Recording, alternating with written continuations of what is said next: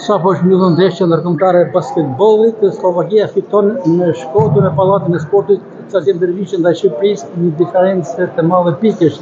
Me cili stafle një basketbollist shkodran që është në më të mirët e skuadrës shqiptare, por kombëtare Kugjizi tafle sa të mund. Po, faleminderit për prezantimin. Pavarësisht që kena humbur me 20 e ca pikë, nuk ishte kjo domethënë faqa e vërtetë e ndeshjes. Besoj për 30 minuta kena luajtur një ndeshje të mirë, pastaj në periudhë fundit na ra energjia.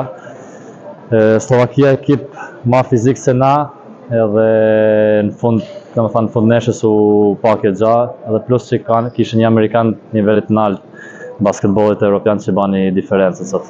Cilisë, kjo është ballafaqimi i dytë Slovaki-Shqipëri.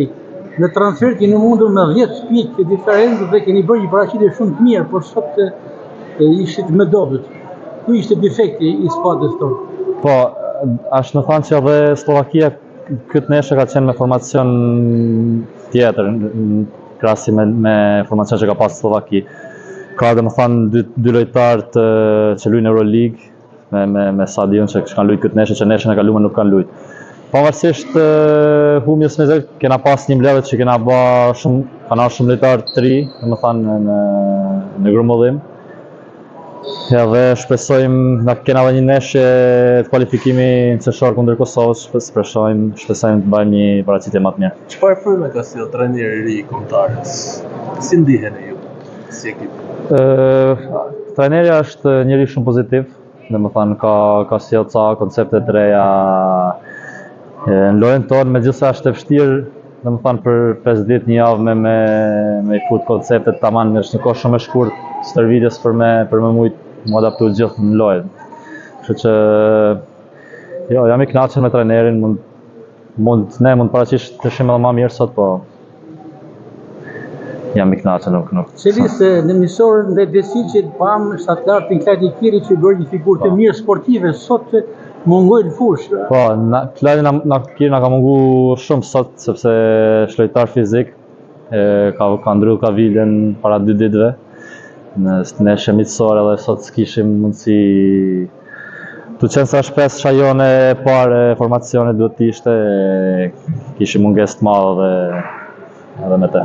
Kjo është humbja e tretë që kombëtare e Shqipërisë në basketboll regjistron, e para në Slovaki, e dyta në Shkodër në Pallat Sporti me Kosovën dhe sot përsëri me Slovakinë. Një bilanc jo i mirë në aspektin ekipor. Po, nuk do kualifikohemi për Europianin. Domethënë kena bërë humbje më tepër sidomos me Kosovën dhe Slovakinë në shtëpi, ishin ndeshje që duhet kapeshin, po. Kjo shpresojmë kualifikimin tjetër të paraqitemi më mirë.